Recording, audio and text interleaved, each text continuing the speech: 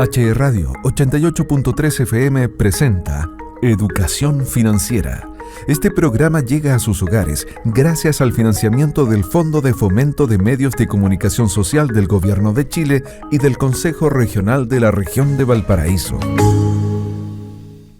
Muy buenas tardes, sean todos muy bienvenidos a nuestro programa Educación Financiera por H Radio 88.3 FM, espacio de conversación radial orientado a la educación financiera en un enfoque práctico, simple y clarificador. Este programa llega a sus hogares gracias al financiamiento del Fondo de Fomento de Medios de Comunicación Social del Gobierno de Chile y del Consejo Regional de la Región de Valparaíso, año 2022. Les cuento que durante este ciclo de entrevistas estaremos todos los sábados a partir de las 12 horas del día por la señal 88.3 FM en la radio para que nos acompañe. Y en todos los programas me acompaña el ingeniero comercial don Alejandro Mancilla, cada programa. Hola Alejandro, ¿cómo estás? ¿Cuál es nuestro invitado del día de hoy?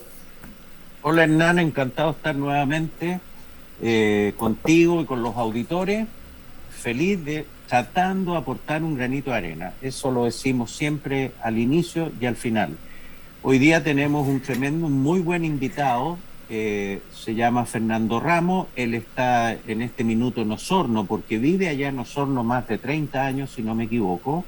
Nos conocemos desde esa época y él es contador auditor de la Universidad de Santiago y tiene un máster en el IMD, que es una de las mejores escuelas de administración de Suiza.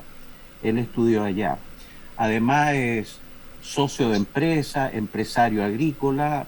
Voy a nombrar 3 empresas nomás, de las cuales es socio en Procarne, Ramahue, BestFed, Gara, SPA, en fin.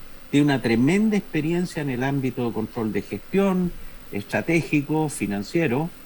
Y así que muy bienvenido, Fernando, de compartir contigo en este espacio. Hola, buenos días. Una pequeña corrección para que no se vaya a enojar el dueño. Soy director en Procarne, fui director, no socio. Pero bueno, una corrección. Pero la experiencia es la que importa al final. Y eso lo Así es. Bienvenido, estimado Fernando. Les agradezco.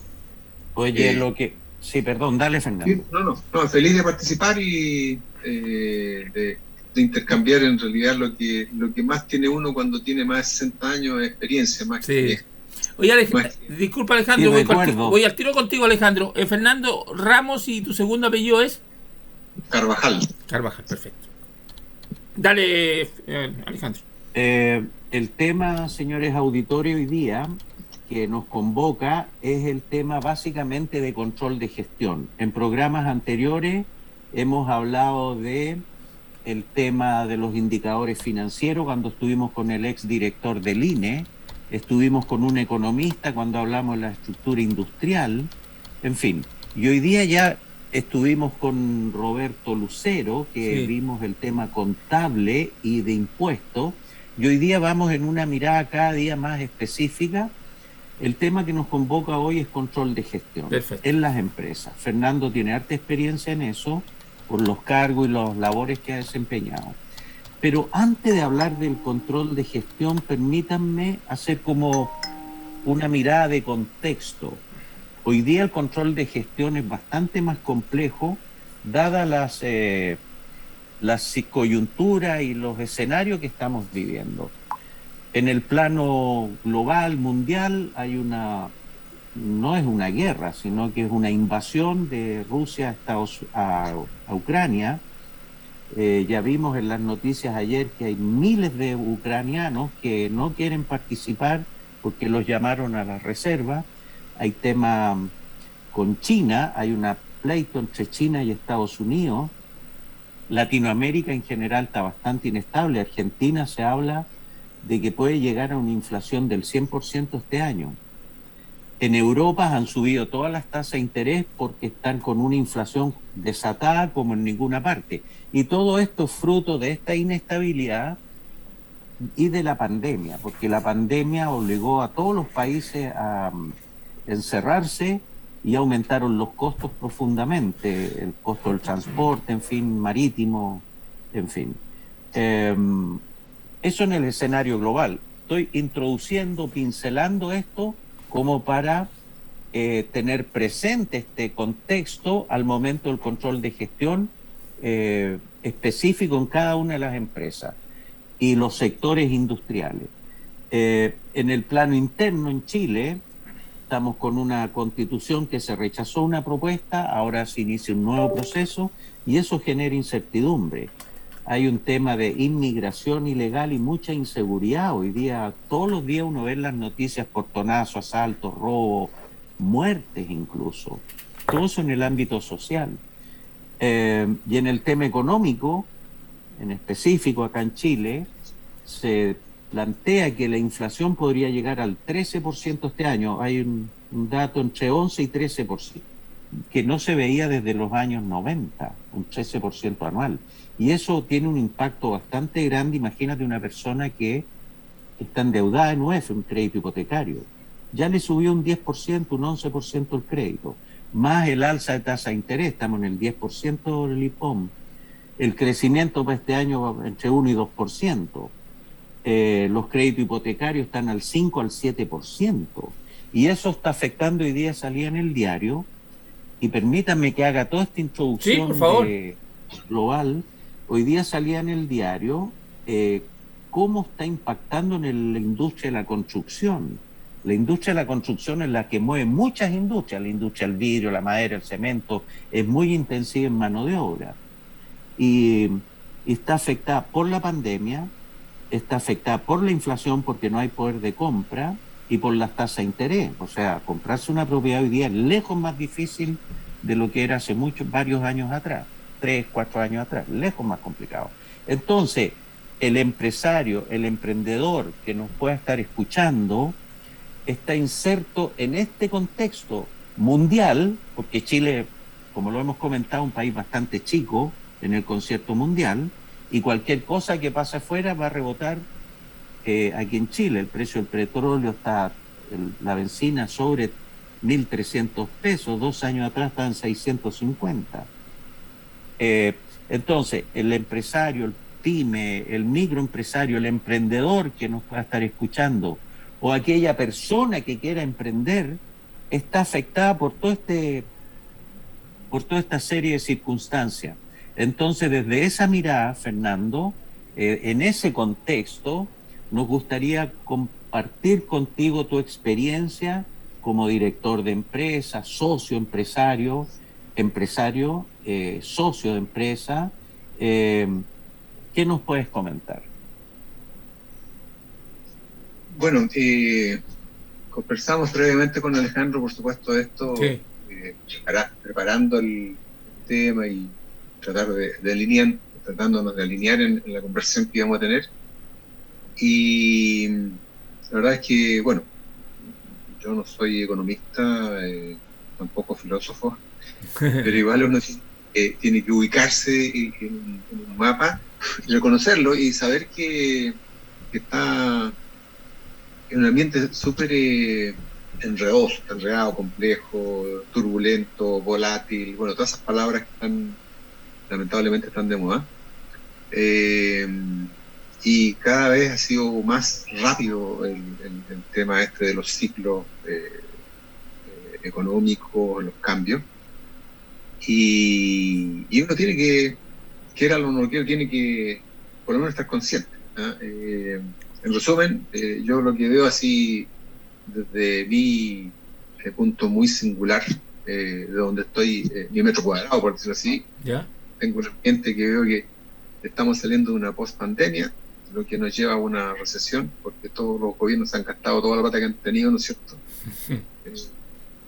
Estamos agregados a eso, empezando, espero que no sea una guerra, pero que me refiero de nivel mayor. Pero ese solo hecho, como yo estoy siempre involucrado en la parte alimentaria, a pesar de no ser economista y no tener tanta información, sí sé que nos afecta el tema alimentario en forma directa. O sea, han subido los fertilizantes en forma enorme. Nosotros estábamos comprando para una actividad que tenemos de producción ahí un producto que costaba 320, este año está en 800 pesos, ¿verdad? Un fertilizante. O sea, no estamos hablando de que sea un 10, un 20% ni el doble, o sea, mucho más del doble. Y todo esto está exagerado por el efecto de la guerra, porque Ucrania, ahí me enteré, o nos estamos enterando todo, de que es súper importante en el abastecimiento mundial de grano, pero también de energía. Y además de todo eso, tenemos algo que no podemos solucionar, que aunque se acabe la guerra, aunque solucionemos la economía, tenemos el cambio climático, el cual obviamente es algo ya muchísimo más incontrolable. Bueno, pero yo, estando trabajando involucrado en lo que es producción principalmente animal, también producción, digamos, de fruto, pero principalmente animal, aprendí una cosa, que cuando uno es productor casi de cualquier cosa, hay una sola cosa que uno puede controlar, que son los costos, la eficiencia, el hacer las cosas por el camino más corto y no por el camino más entretenido, porque a veces es lo más ineficiente y lo más caro, ¿no? Entonces, luego de hablar de toda esta cosa macro, así, digamos, un poco caótica, al final uno tiene que irse a lo que uno controla, irse a su metro cuadrado, ¿ah? Porque uno no va a cambiar la pandemia, uno no va a cambiar la guerra, uno no va a cambiar el cambio climático, o sea, no lo va a controlar. Uno tiene una pura cosa que preocuparse. Los productores lecheros, estoy involucrado en una sociedad consultora de productores lecheros que tiene 100 productores lecheros acá en Osorno, que es la zona que más produce leche en el país. ¿Ya? O sea, son productores lecheros grandes. Ellos saben una sola cosa: el precio de la leche lo ponen en las plantas lecheras o en el mercado. Ellos tienen que hacer una sola cosa, que es producir leche en la mejor forma posible. Y la mejor forma posible da como consecuencia, por supuesto, un costo menor, porque el precio ellos no lo van a subir ni lo van a bajar. Ellos van a solamente subir o bajar su costo, que es lo que genera su margen. Y bueno, en ese sentido, y es mi tema en el cual ya aterrizándonos a cosas prácticas, es donde uno tiene que focalizarse a eso. O sea,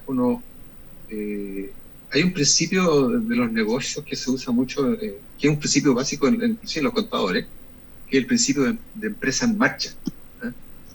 Uno siempre, todo lo que hace, desde el punto de vista financiero contable, es asumiendo de que el negocio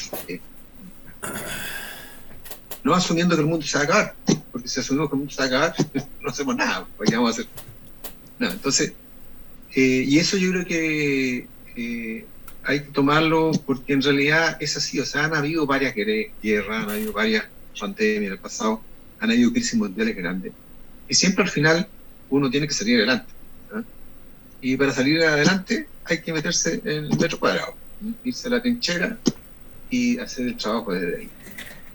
Y eso, desde el punto de vista de los negocios, que es la parte que a mí me compete más, porque es lo que más tengo experiencia, es el tema financiero y el tema de control de gestión.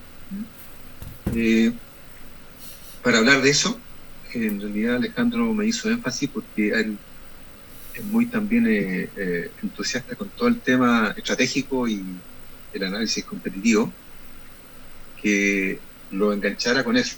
Y la verdad, las cosas es que es importante, porque cuando uno yo he propuesto un modelo de gestión, siempre parto con el tema estratégico, es decir, en qué negocio estamos, aunque sea latero, en qué negocio estamos, o sea, porque si sabemos en qué negocio estamos, entonces el sistema de control de gestión va a focalizarse a eso, y no vamos a hacer un enorme sistema de control de gestión para controlar actividades que en realidad deberían desaparecer, que son entretenciones nomás a veces del empresario, pero que generan solamente actividad y costo y no generan beneficio. Entonces, por eso que es importante tener una visión estratégica cuando uno hace cualquier cosa en la empresa, como por ejemplo el sistema de control de gestión.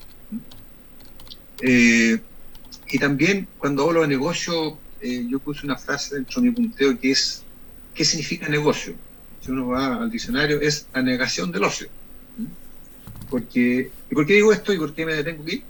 Porque está muy estigmatizado la palabra negocio. como un pecado para algunos. Hablar de negocio, oye, no, pero negocio para algunas personas significa que uno perjudica a otro. Casi inmoral. Resulta que cuando alguien produce leche, no está perjudicando a nadie, está produciendo leche. ¿Ah? Cuando uno produce frutos, está produciendo frutos. Cuando uno produce carne, ¿no es cierto? Y esos son negocios. ¿Ah? Y en realidad yo creo que si uno toca a todas las familias de Chile, a todas las personas, todos están directa o indirectamente, y muchos, tal vez 99% están afectados o ligados a algún negocio, ya sea como trabajador, como empresario, como cliente, o sea, uno necesita los negocios, como proveedor, como gobierno. Entonces, hay que partir diciendo eso para entender que el concepto de, cuando yo hable de negocio, estoy hablando de una actividad que tiene procesos, que es necesaria, porque si no es necesaria, obviamente desaparece, ¿no? Si nadie me compra lo que yo produzco, listo, lo dejo existir en corto tiempo. Entonces, todo lo que uno hace cuando habla de negocio, cuando organiza negocio, es pensando en procesos productivos y que es un poco la esencia de, y ahí me voy al control de gestión, que uno se olvida, o sea, cuando uno habla mucho con los técnicos, la gente contable a veces, y sucede que se meten en los libros, ¿no? Muchas veces hay personas que para bajar los costos se meten mucho en los informes, ¿no? ¿Ya? Y tratan, ¿no es cierto?, de analizar cómo bajar los costos mirando los costos, ¿no? Y los comparan, por ejemplo, con los del año pasado. Dicen, chuta, estamos más que el año pasado. O, pucha, estamos bien porque hemos logrado bajar los costos con respecto a nosotros. Pero resulta que cuando uno se va a la fábrica, o se va al campo, o se va a cualquier parte, se da cuenta que el año pasado hicimos las mismas, entre comillas, hicimos los mismos errores que este año. Por lo tanto, no es muy válido compararse con el año pasado. Yeah. Hay que ir a ver qué es lo que está haciendo uno, y si uno está haciendo bien las cosas, ¿cierto?, los números van a ser los correctos. Uno no saca nada con compararse con errores, va a seguir cometiendo el mismo error. Entonces uno tiene que ir a ver los procesos, tiene que ir a ver la forma más inteligente, la forma más corta de hacer algo, ¿no es cierto? Y no como lo hemos hecho siempre, porque como lo hemos hecho siempre puede ser justamente nuestro problema. O sea, de acuerdo a lo que estábamos diciendo en el primer segmento, Fernando, nosotros deberíamos tener...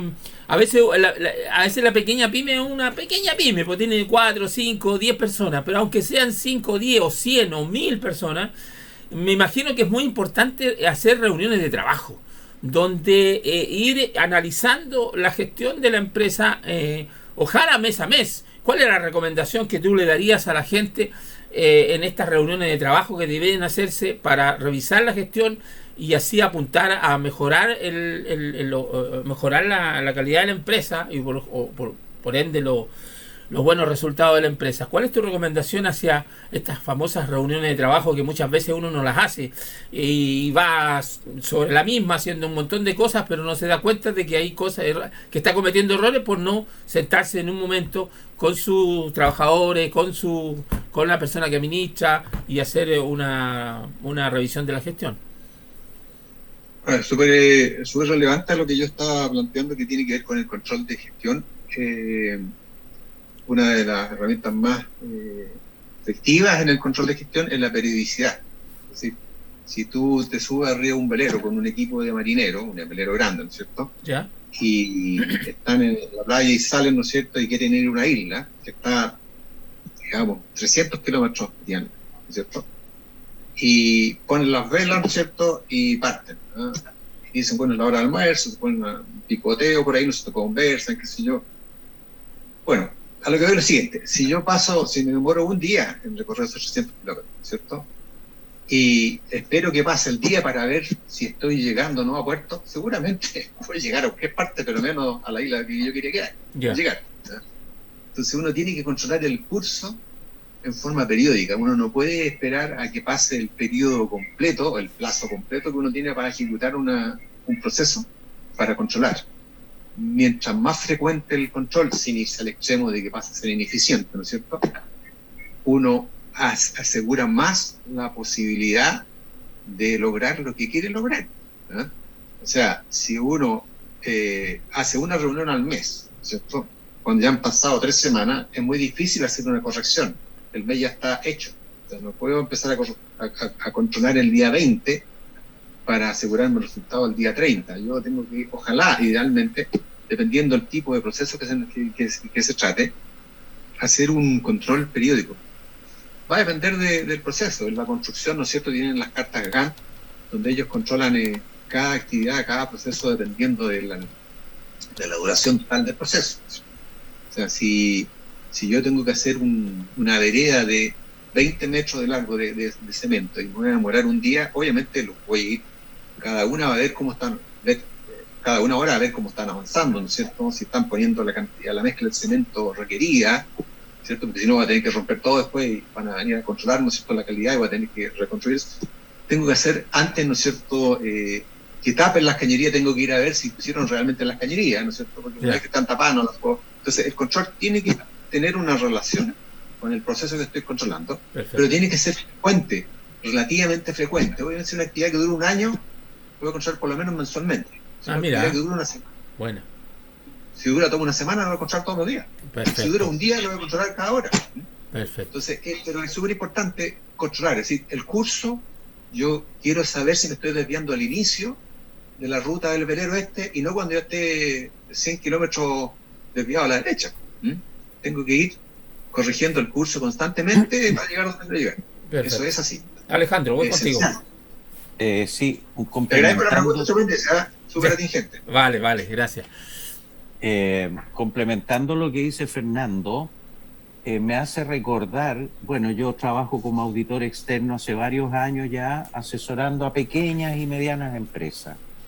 Y me hace recordar de esto el control de gestión, la permanencia, la periodicidad del control de gestión, la mirada estratégica, el negocio, los procesos, etcétera.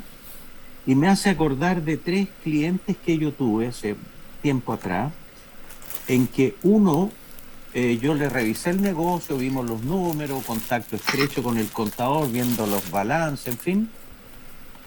Y yo le dije a este cliente, voy a comentar brevemente 3 experiencias, pequeños empresarios. Entonces yo le dije a él, mira, aquí lo que hay que hacer es 1, 2, 3, 4 y tomar esta decisión. Y como que no le gustó y me dijo, yo sé de mi negocio, yo conozco mi negocio. Entonces uno como asesor externo, bueno, le dice, bueno, esto es lo que yo creo y esto es lo que hay que hacer. Pasó el tiempo, no pasó un año y quebró. Chuta. Un segundo caso, un muchacho joven, que asesoré, que tenía discoteca, tenía 3 discotecas en lugares topísimos, de alta, ¿cómo se llama?, plusvalía. ¿Ya? Un muchacho joven, en ese año que yo lo conocí, movió más plata porque era brillante para los negocios, pero desordenado, le robaban plata, en fin. Entonces cuando me llamó como asesor, yo le dije, mira, yo lo único que te pido es autoridad y yo te voy a rendir cuenta de todo lo que hagamos y para empezar a gestionar lo que dice Fernando, que es el control de gestión. Estuve un año asesorándolo y al cabo del año yo me fui, lo dejamos hasta con presupuesto. Tenía como 6 negocios él, un muchacho joven, bastante joven, pero era brillante, con una red de contacto increíble.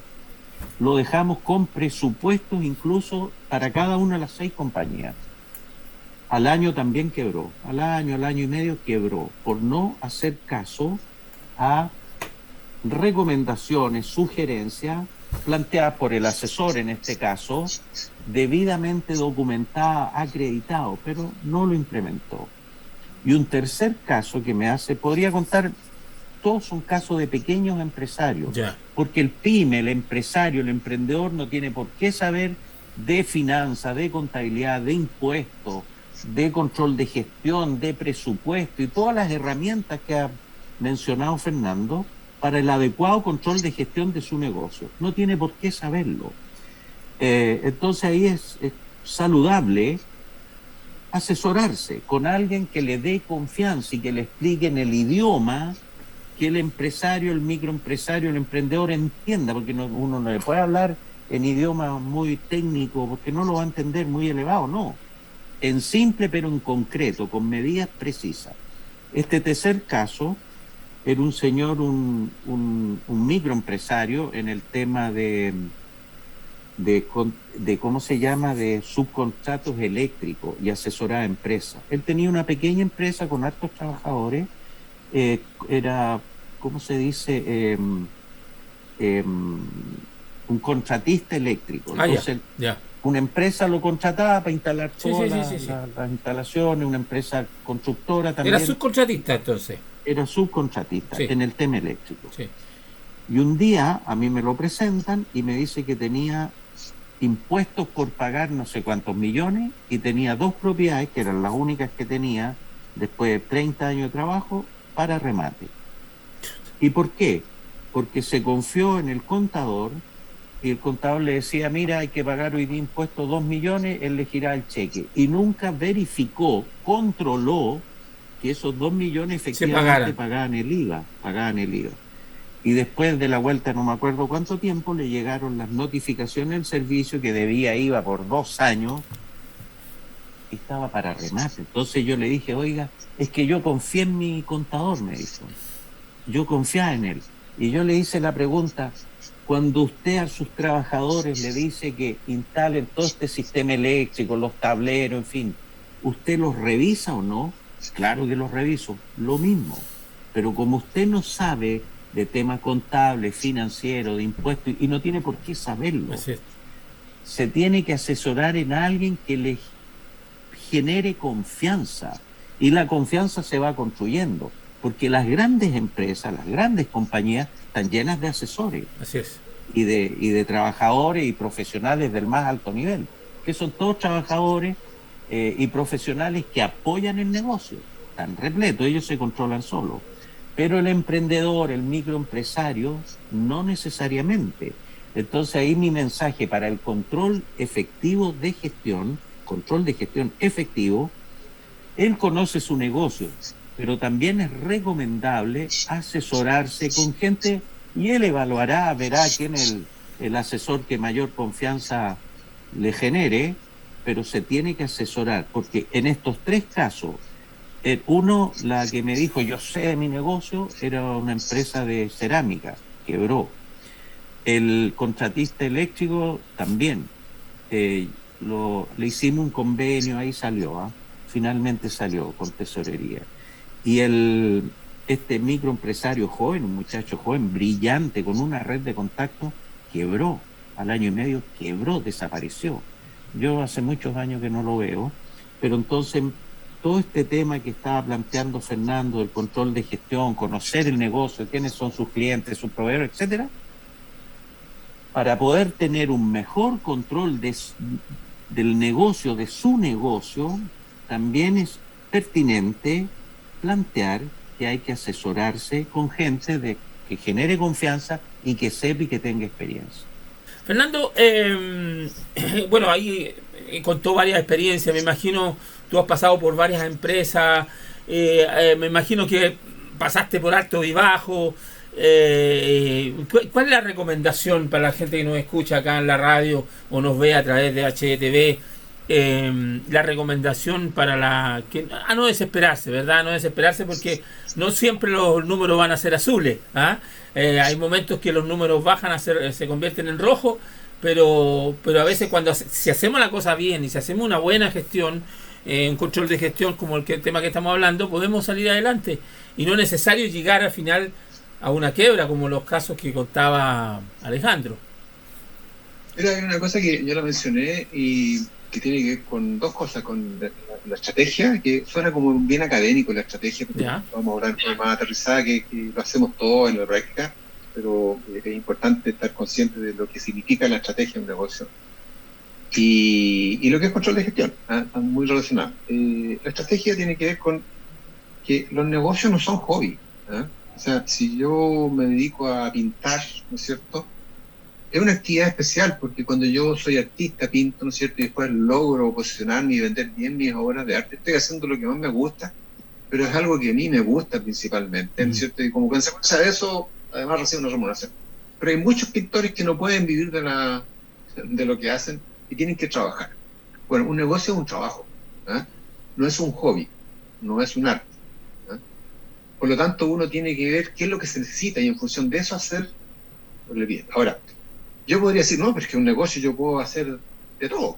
Puedo hacer escobas, puedo producir leche y todo hacerlo, claro, puedo hacer de todo, pero seguramente no voy a ganar en ninguno porque la característica que tiene un negocio es que está en un ambiente, entre comillas, competitivo. Competitivo no significa el concepto clásico o estereotipado que tiene la gente de competencia, de ser, Sí. de querer ser. Competitivo significa que tú eres competente. ¿Y qué significa que eres competente? Que si eres atleta, quiere decir que tienes buenas, atleta, digamos, que corre los 100 metros por hora, quiere decir que tienes buenas piernas. ¿Ah? No eres cojo, obviamente una persona que adolece de esa deficiencia no va a ganar los 100 metros planos. ¿Ah? Entonces, que uno tiene las competencias, tiene los músculos para esa actividad y tiene más probabilidades de ganar corriendo, ¿no es cierto?, que haciendo otra actividad porque él tiene buenas piernas, porque tiene buenos músculos. Y en los negocios igual, o sea, si uno lo que mejor hace, como este contratista eléctrico, el tema eléctrico, porque uno sabe de potencia, sabe de kilowatts, sabe de volts, sí, sabe de kilohertz, de megahertz, sabe de eficiencia energética, no sabe de cable, de toda la tecnología, ¿no es cierto? Obviamente va a ser mucho más probable que él venda un servicio, primero que nada que sea un servicio de calidad, pero además a un costo bajo, va a ser más probable que se vaya a vender muebles de madera, ¿eh? Porque no es su competencia, o sea, él no tiene esas habilidades. Entonces, lo que yo siempre le aconsejo a la gente que vean dentro de su negocio qué cosas son las que hacen mejor, porque sucede mucho que hay personas que dentro de su negocio, por chico que sea, tienen, no sé, una estantería llena de productos, que vean cuáles son los productos que realmente están vendiendo y cuáles están ahí estacionados hace un año. ¿Eh? No, que a mí me gusta tener esto lleno. No es lo que a ti te gusta, es lo que pide la gente. Y es en lo cual tú vas a producir un valor para ti y para la gente. O sea, si no hay valor para la gente, no hay valor para ti. Entonces, yo creo que uno tiene que hacer en inglés se dice screen, un arnereo, ¿no es cierto?, para ver qué cosas son las que uno quiere dejar arriba ¿cómo se llama?, del arnero, qué cosas quiere dejar pasar, y en función de eso, sacar todo lo que uno no desea, ¿eh? o lo que uno desea, pero que no está contribuyendo. Mira, voy a comprar un pequeño ejemplo. Hay un muchacho que yo conozco acá cerca de mi barrio, tiene un café muy bueno, Café Pistacho se llama, de publicidad. Este muchacho una vez me dijo yo, porque él estaba comprando otros cafés, inclusive, bien emprendedor. Me dijo, no, yo quería comprar ese café de esa señora, pero esta señora lo que hacía era que porque ella tenía un café, tenía un salón de belleza donde hacía las uñas y todas estas cosas, ¿no?, a las mujeres. Cosmética, toda la parte cosmética. Entonces ella tenía un café adosado ahí mismo, al lado, casi dentro de eso. Y resulta que un día yo fui para allá y conversé con ella y le dije, señora, usted tiene un buen negocio en la parte cosmética, pero en el café está perdiendo plata. Él dijo, no, hijo, si yo tengo este negocio y mi negocio me va bien.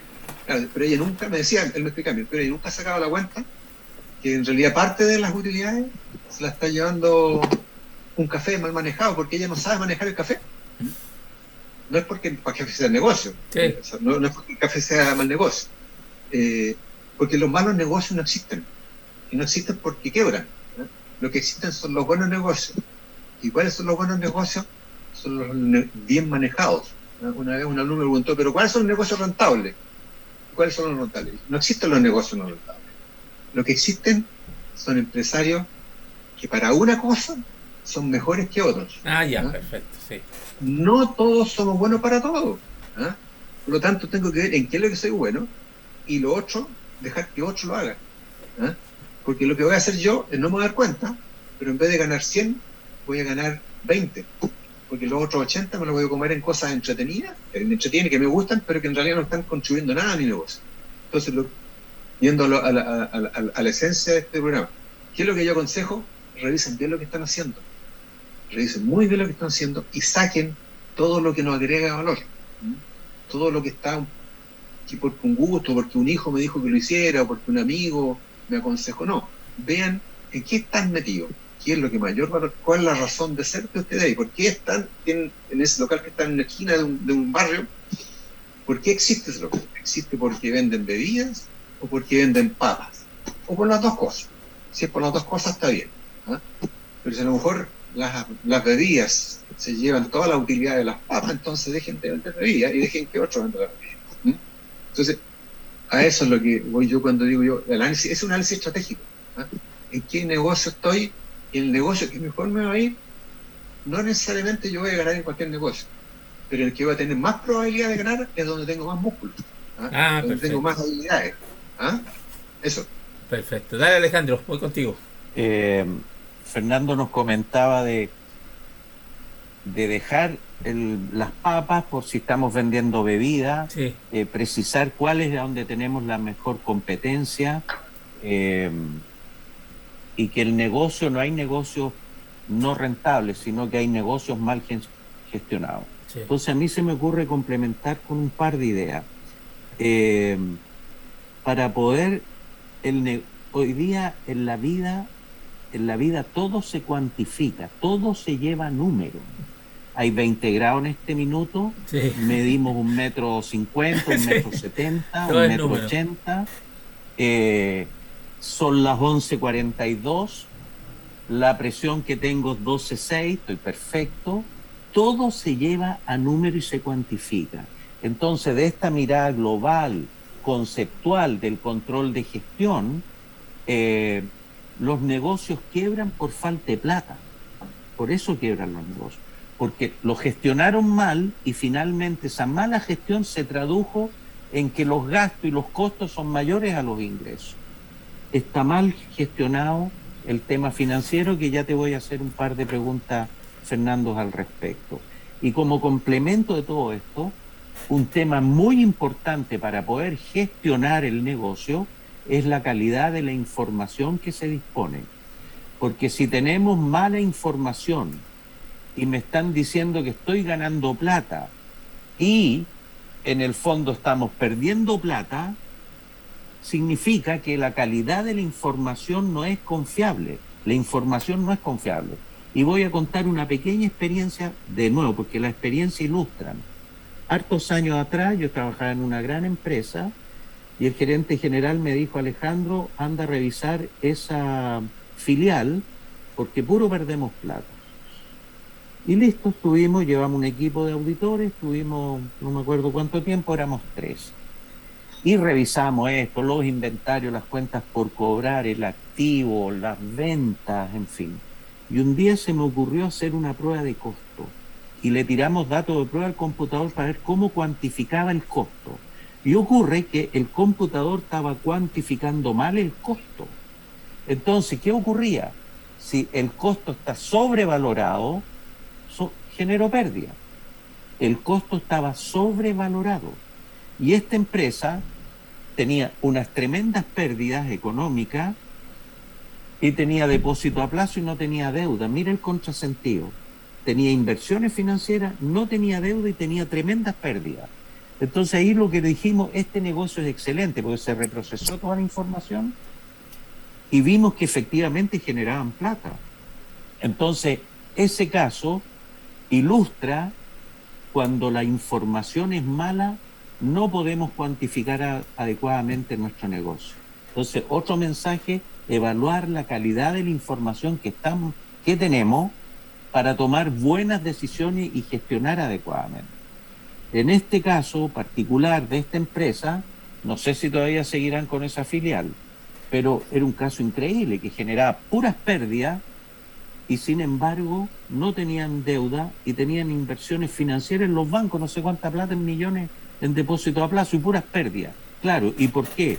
Porque el sistema informático está sobrevalorando el costo. Ahí te llevo a una pregunta, Fernando. El control de gestión operacional, lo que tú nos has planteado, el control de gestión también debe ser al ámbito financiero, que ahí tú también tienes mucha experiencia. ¿Qué nos podrías comentar cuáles son las herramientas clave para un adecuado control de gestión financiero? Porque las empresas finalmente quiebran por falta de plata. Sí, y una pregunta después, te quiero hacer otra pregunta también. El tema es que cuando hacemos un buen control de gestión, nos permite también, en esas reuniones de trabajo que hablábamos anteriormente, y el control de gestión nos permite también decir para dónde, cómo llegamos más adelante con la empresa, cómo nos acercamos a un banco a pedir financiamiento para crecer en la empresa. Yo creo que esa también es una parte fundamental, yo creo, Fernando, en que en la reunión de trabajo y el control de gestión nos permite crecer. Sí, mira, el ordenamiento financiero se llama disciplina financiera. En realidad la palabra disciplina es la correcta. Uno es bien indisciplinado financieramente, no tiene esa educación o esa formación de tener un orden con el manejo de las plata. Y de hecho, como ejemplo, yo cuando le he dicho a los productores lecheros, me miran en forma, se sienten ofendidos, cuando yo les digo que su negocio es un negocio en el cual ellos no necesitan tanta asesoría financiera como en otros negocios, porque ellos reciben todos los meses el pago de la leche. Las lecheras son súper disciplinadas en cuanto al pago. De hecho, pagan 2 veces al mes algunas. O sea, yo produzco leche y resulta que el día 15 me pagan un anticipo por algo del mismo mes, y al final del mes me pagan la diferencia. Y la pagan, por ejemplo, la pagan justo antes del IVA, cosa que la persona puede pagar el IVA. Entonces, son en el fondo, es como ser empleado de una empresa donde uno recibe el sueldo todos los meses. ¿Ah? Entonces ellos tienen una certeza de su flujo de caja súper buena, por lo tanto, ellos saben con qué plata cuentan. Entonces no necesitan ser tan buenos administradores financieros porque tienen un flujo, un cheque todos los meses que les llegan, por lo tanto ellos saben que no pueden gastar más que eso. ¿Ah? Viéndolo simplemente. O no deberían gastar más que eso. O no deberían, y no pueden porque en realidad eso es lo que les llega. ¿Ah? Y los bancos también saben lo mismo, por lo tanto todo está ahí relacionado. Entonces, ¿qué sucede? Que lo que dijo Alejandro es una cosa que hay que entender un poquito cómo uno lee los negocios. ¿Ah? Los negocios se leen desde el punto de vista de los números de 2 puntos de vista precisamente. Uno desde el punto de vista del resultado económico, ¿ah? Y otro desde el punto de vista del flujo de caja, que no son la misma cosa. ¿Ah? Y voy a dar un ejemplo de diferencia. En un negocio yo puedo volverme loco vendiendo. Puedo vender todo el stock, ¿no es cierto?, en un mes. Lo vendí todo. Exitoso total. Digo, yo vendí en 10 millones de pesos algo que me costó 6 millones de pesos. ¿Cuánto gané? 4 millones de pesos.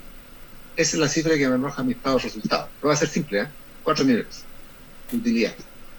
Pero voy a ver la cuenta del banco y tengo 0. No tengo nada. ¿Ah? ¿Por qué? Porque vendí todo y los clientes me pagan con suerte a 30 días.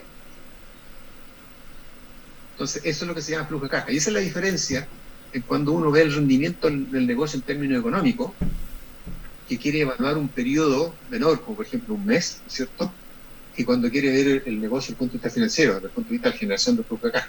Si yo doy mucho crédito a los clientes, seguramente esa plata que vendí en este mes la voy a ver 2 meses más adelante. ¿Eh? Y ahí es donde necesito tener la capacidad de financiar ese capital de trabajo, porque realmente lo más probable es que yo tenga esa plata más adelante. Pero puntualmente tengo que pagar sueldo, tengo que pagar el agua, tengo que pagar la luz, tengo que pagar el arriendo.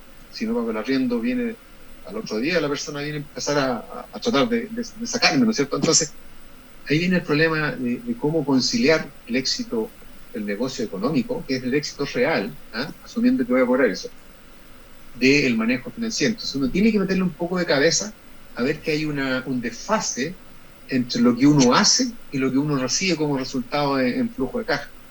Lo que uno hace se ve reflejado periódicamente en los informes del momento contable, pero el resultado en términos de flujo de caja tiene un desfase. O tiene un desfase positivo o negativo. En el caso de los supermercados es al revés. Los supermercados, ustedes saben mejor que yo, que le pagan a sus proveedores a 60, con suerte 60 días, muchas veces a 90, 120 días. ¿Ah? Sin embargo, ellos le cobran a sus clientes ¿cómo? ¿A 180 días? A sus clientes les cobran en el momento. Pagan con tarjeta de crédito. Sí. Y la empresa Red Bank les paga en 20, 30 días más, tiene la plata adentro. ¿Ah? Entonces tienen al revés, tienen un flujo de caja antes de que se les anticipa el flujo de caja a su gestión. Porque a sus proveedores le pagan, ¿no es cierto?, a largo plazo, a sus clientes le cobran al contado y tienen 3 días de promedio de stock en su estante, ¿no? En su, ¿cómo se llaman? Góndola. Las góndolas tienen 3 días, ese es el promedio más de un mercado. O sea, no tienen más de 3 días de inventario, por lo tanto no tienen que financiar un inventario. Mira. O sea, el inventario que tienen 3 días lo pagan a 60 días. Entonces, bueno, hay que tener esa capacidad de visualizar que no necesariamente mis ventas son mi resultado inmediato. Mis ventas van a ser mi resultado después de un tiempo, si es que vendo a plazo, si es que cobro. Entonces ahí viene lo que decía Alejandro. Las empresas no es que sean malos negocios, a veces son negocios mal gestionados porque se dedican a vender y ponen poco control en su cobranza, ¿no? O ponen poco control en su inventario. Se llenan de inventario porque compran, ¿no es cierto? Y tienen muchos productos que no tienen rotación, no tienen movimiento. Bueno, ahí hay que meterse, eso es finanzas, ¿no? Uno es vender, otra cosa es reducir los costos, o sea, tener costos bajos con márgenes altos, y otra cosa distinta, que todo se reduzca en plata efectiva, en flujo. Entonces, esas 3 cosas son las que hay que manejar en forma balanceada en un negocio, y para eso lamentablemente uno necesita tener un buen asesor, porque uno es bueno, por ejemplo, para hacer la instalación eléctrica, pero de lo otro no sabemos. Entonces ahí tiene que entrar a asesorarse de alguna forma, aunque sea precaria, pero tiene que por último imponer el tema, conversar con otros que hacen lo mismo, enterarse del tema, involucrarse. No puede delegar eso en otro. Y para cerrar la idea, Sí, porque nos quedan 3 minutitos de programa. La gente usa información, pero usa mala información. ¿Por qué? Porque el contador lo usamos una vez al año para pagar los impuestos. Perfecto. Es una información que vemos una vez al año, y además de verla una al año, es una información que está preparada no para ver nuestros resultados, sino para ver los resultados que el fisco quiere ver para ver cuánto impuestos tengo que pagar. No, hay que hacerlo al revés. Yo tengo que ver mi información todos los meses y preparada en un formato financiero, en un formato que permita ver cuánto estoy generando de resultados, el económico que decíamos siempre, y cuánto estoy generando de caja. Esas 2 cosas siempre las tengo que tener claras. Eso es lo que quiero hacer. Perfecto. Oye, estamos llegando al final del programa del día de hoy, sábado. Sí. Perdón, Hernán. Dale. Complementando con lo que dice Fernando, partí diciendo recién que todo se cuantifica. Todo eso que habla Fernando es cuantificación. Así es. Él hablaba que el supermercado, ¿no es cierto?, le paga al proveedor a los 60 días, pero sin embargo el cliente que vamos a comprar la leche, el azúcar, el pan, el café, etcétera, uno lo paga al contado. Eso es lo que técnicamente se llama el descalce en plazo, en que el pyme, el microempresario, está descalzado en plazo, pero al revés. El hombre que le vendió las lechugas al supermercado, el supermercado se las va a pagar a los 30, a los 60 días las lechugas. Y él tiene que pagar la luz, el agua, el gas y los trabajadores una vez al mes. Entonces tiene un descalce en plazo de 30 días. ¿No es cierto? Que cobra cada 60 o 90 y paga cada 30. Está descalzado. Entonces tiene que financiar ese gap negativo, descalce negativo, con crédito, y ahí tiene que ir a los bancos, y ahí hay que asesorarse también, porque los bancos hacen su negocio, ellos son expertos en eso. Entonces ahí hay que tener una contraparte como para poder gestionar adecuadamente el negocio, que es lo que nos planteaba Fernando. Así que yo quería complementar solamente. Bueno, vamos a decirle a Fernando que se despida de nuestros auditores aquí en el programa de Educación Financiera. Por favor, Fernando. Y gracias por compartir con nosotros esta mañana. Te agradezco, espero que haya servido de algo esto, y bueno, disponible cualquier consulta que quieran o que quieran. Más adelante participamos en otro tema. Sí, un gran aporte. Voy contigo ahora, Alejandro. Un agrado, como siempre, Hernán, tratando de aportar un granito de arena en este. Yo siempre me quedo con una sensación de gusto a poco. Sí, lamentablemente se hace corta la hora. Son amplios, habría que precisar más, pero el tiempo Pero no fue da. muy bueno, muy buenos programas. Muy bueno, Sí. y te agradezco mucho, Fernando, tu participación y tu aporte. Un agrado. Perfecto. Muchas gracias. HR Radio presentó Educación Financiera, con la conducción del ingeniero comercial Alejandro Mancilla y Hernán Pulgar. Este programa llega a sus hogares gracias al financiamiento del Fondo de Fomento de Medios de Comunicación Social del Gobierno de Chile y del Consejo Regional de la Región de Valparaíso.